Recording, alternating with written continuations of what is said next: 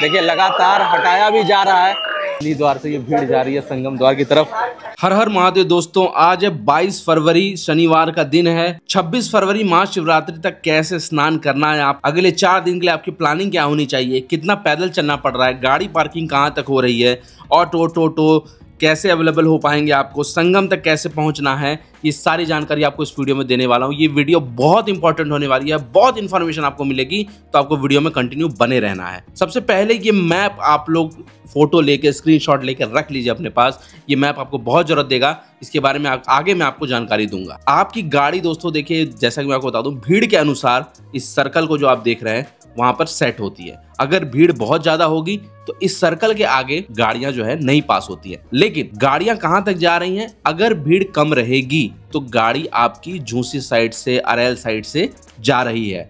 जी हाँ, कार आपकी, अगर आप अरेल की साइड से आ रहे हैं तो आप अरेल घाट तक की कार लेके आ सकते हैं। अगर आप झूसी साइड से आ रहे हैं तब भी घाट तक लेके आ सकते हैं। हालांकि जब आप परेड ग्राउंड और मेन त्रिवेणी मार्ग से आएंगे तब आप गाड़ी जो है आपको पार्किंग में ही खड़ी करनी पड़ेगी। हालांकि 24 तारीख तक तो आप कह सकते हैं कि भाई चीजें थोड़ी सी स्टिल रहेंगी, लेकिन 25-26 को अगर ये भीड़ बढ़ती है तो आपको गाड़ियां अपनी पार्किंग में ही खड़ी करनी पड़ेगी।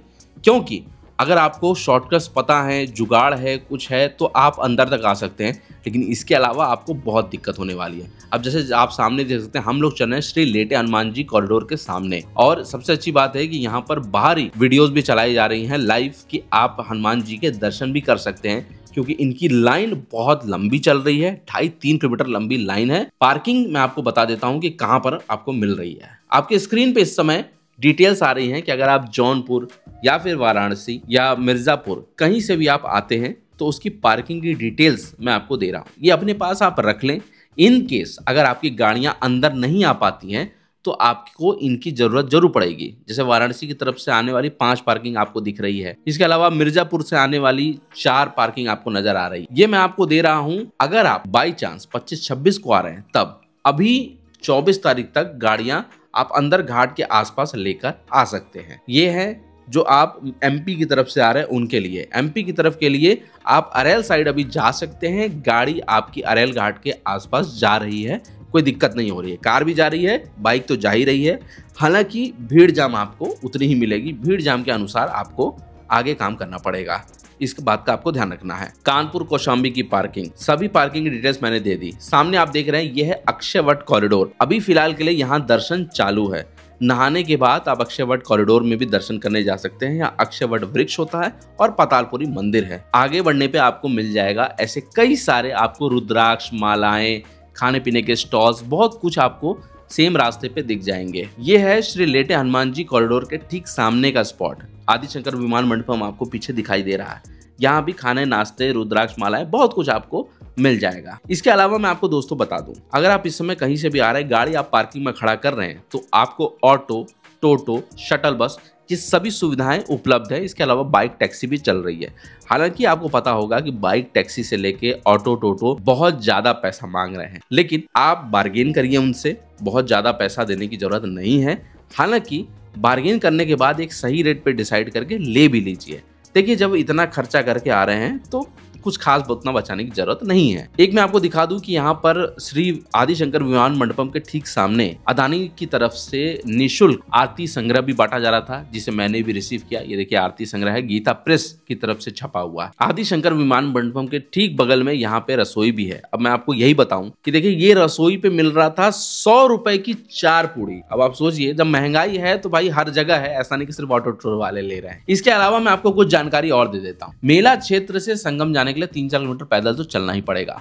अगर आप बोट क्लब से नाव लेते हैं तो भी 2-3 किलोमीटर पैदल चलना पड़ सकता है। कोई भी शॉर्टकट ना ले। इसके अलावा क्या जरूरी है वो देख लें आप। पानी के बोतल रख लें, इमरजेंसी नंबर्स रख लें, मास्क रख लें, और कोशिश करें अगर गाइड मिल जाए तो और अच्छी बात है। इसके अलावा मैं आपको एक और कॉन्टेक्ट नंबर भी देता हूं, ये आप सेव कर लीजिए। मेला से संबंधित मैप, सेक्टर प्लान संबंधित डिजिटल बुकलेट के लिए आपको इस नंबर पर व्हाट्सएप करना है। ये नंबर आप खासकर तुरंत के तुरंत अभी आप सेव कर लें और इस पर संपर्क कर लीजिए। आपको एक पूरी डिजिटल बुकलेट मिल जाएगी जो कि आपको बहुत काम आएगा। देखिए, लोग जो परेशान होते हैं वो इसलिए परेशान होते हैं क्योंकि उन्हें पता नहीं होता कि कहाँ से जाना है, कहाँ आना है, कहाँ स्नान करना है।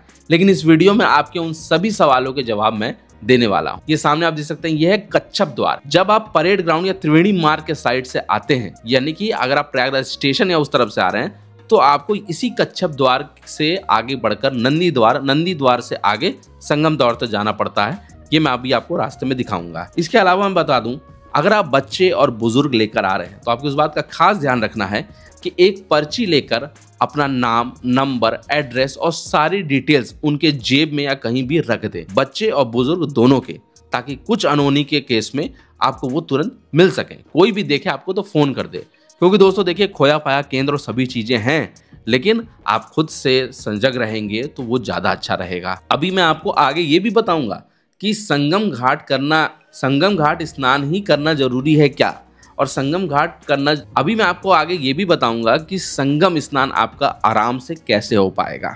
ये अभी डिटेल्स आपको देंगे, आपको वीडियो में बस बने रहना है। ये रास्ता जो अभी आप देख रहे हैं, ये हम लोग चल रहे हैं कच्छप द्वार से नंदी द्वार की तरफ। नंदी द्वार चलने के टाइम में ये जो आप लोकेशन देख रहे हैं ना, यहाँ धूल बहुत उड़ती है, गर्मी बहुत लगता है, क्योंकि अब आपको समझ में आ रहा है कि भाई गर्मी बहुत ज्यादा आ गई है। तो मैं आपको हर वीडियो में लगातार बताता हूँ कि आपको कोशिश करनी है कि अगर आपको मजबूरी में पैदल आना पड़ा, यानी कि अगर आप संगम नोस की तरफ आना चाहते हैं, अगर आप अरैल की तरफ आ रहे हैं, तब तो आप गाड़ी लेकर आराम से रख के स्नान कर लेंगे। लेकिन अगर आपको संगम नोस की तरफ आना है तो आप कोशिश करिए कि आप रात में पैदल आइए, क्योंकि दिन में बहुत गर्मी है भाई, जान निकल जाएगी। नहाने के लिए जाना और नहा के वापस आना, दोनों ही चीजें में आपको बहुत दिक्कत होने वाली। कार देखिए जा रही है भाई, वो वीआईपी वाली कार है, उनको छोड़ दीजिए, वो अलग है। आप रात को पैदल चलने के लिए निकलिए, सुबह के टाइम आप स्नान कर लीजिए 4 बजे तक समथिंग, और उसके बाद निकल के वापस आ जाइए। अब आइए आपको संगम समझाते हैं थोड़ा सा। ये दोस्तों आपके सामने मैप आ रहा है, अभी आपने मैप का स्क्रीनशॉट लिया होगा, उसको आप सामने खोल के देख सकते हैं। ये जो सेक्टर 3 देख रहे हैं आप, ये संगम है आपका एग्जैक्ट, जहाँ पे एरो मार्क इस समय आपको नजर आ रहा है। अब यहाँ से जब संगम होता है, उसके आगे जब पानी निकलता है, तो आगे भी तो संगम ही होगा ना। ये संगम होने के बाद आगे भी तो संगम ही है। तो अब जब आगे संगम ही है, तो आपको समझना है कि आपको किधर से आना है, क्या करना है। देखिए मैं मार्क कर दे रहा हूँ, 21, 22, 24, 25, ये इतने सेक्टर आपके संगम में ही आते हैं। सेक्टर 20 का भी एक कोना आता है, जो अक्षयवट पीपा पुल के आगे है। डिटेल्स आपको एकदम सामने दिख रही हैं। जो 4 पीपा पुल हैं अरैल की तरफ जाने वाले, ये सभी संगम ही हैं, यानी कि अरैल घाट, सोमेश्वर महादेव, दूसरी तरफ आप नागेश्वर महादेव, छतनाग घाट, जो पूरा आप देख रहे हैं, वो सभी संगम के अंडर ही आता है। झूसी की तरफ से आप आ रहे हैं तो आपका सेक्टर 20 के आगे संगम लग जाता है, तो आप इधर ही स्नान कर लें, आपको बहुत बेटर पड़ेगा। आपको भीड़ और सभी चीजों से काफी आराम मिलेगा। ये जो आप चीज देख रहे हैं, ये अगर आप प्रयागराज स्टेशन से आ रहे हैं तब आपको ये नजारा दिखाई देगा कि ये जो बालसन चौराहे से होते हुए आप आगे बढ़ रहे हैं सेक्टर 3 की तरफ, तो आपको ऐसा कुछ नजारा दिखाई देगा। अभी भी आपके मन में अगर कुछ सवालात रह गए हों तो कमेंट बॉक्स आपका है। आप इंस्टाग्राम पे मुझे मैसेज भी कर सकते हैं अगर आपके मन में कोई सवालात है पूछने के लिए। मैं उसकी भी डिटेल्स आपको देने के लिए हमेशा तैयार हूँ। अभी दोस्तों देखिए 26 तक की भीड़ कुछ खास कम होने वाली है नहीं। कोई कितना भी बता दे इतना कम हो गया उतना कम हो गया, ये बस तूफान के पहले की शांति ही मानी जाएगी, क्योंकि काशी में लगातार भीड़ आ रही है। जो महाशिवरात्रि काशी में मनाई जाती है उसकी भीड़ भी अभी महाकुंभ में वापस आएगी। तो 26 तो छोड़िए, 26 के बाद भी होली तक भीड़ कम होगी, थोड़े से रेगुलेशंस खुल जाएंगे, क्योंकि अब क्या हो रहा है ना, अब सारे शिविर हट रहे हैं। जैसे जैसे ये शिविर हटेंगे आपको पार्किंग की जगह ज्यादा मिलेगी, आपको आने जाने का एक्सेस ज्यादा मिलेगा। लेकिन होगा क्या कि जो अभी लोहे की प्लेट्स बिछाई गई हैं, इसके वजह आपको सिर्फ और सिर्फ बालू मिलेगा। तो बालू में गाड़ी खड़ा करना और बालू में पैदल चलना, दोनों ही थोड़े से मुश्किल हालात हो जाते हैं। 26 तारीख तक मैं आपको स्नान करने इसीलिए बोल रहा हूं कि भाई इसी सुविधाओं में आप स्नान कर लेंगे, क्योंकि 26 के बाद जो मेला की सुविधाएं आप देख रहे हैं वो धीरे धीरे हटने लग जाएंगी। जाहिर बात है, इन स्पेशल केस हो सकता है कि इसको आगे एक्सटेंड किया जाए। महाकुंभ एक्सटेंड नहीं होगा, महाकुंभ का डेट तो 26 ही है, सुविधाएं एक्सटेंड हो सकती है। क्या कुछ अपडेट रहेगी वो तो आपको धीरे धीरे पता चलता ही रहेगा। मिलते हैं आपसे अगले वीडियो में, तब तक के लिए अपना ख्याल रखिएगा। हर हर महादेव। और अपने कोई सवाल हो तो कमेंट बॉक्स में उसे जरूर पूछें।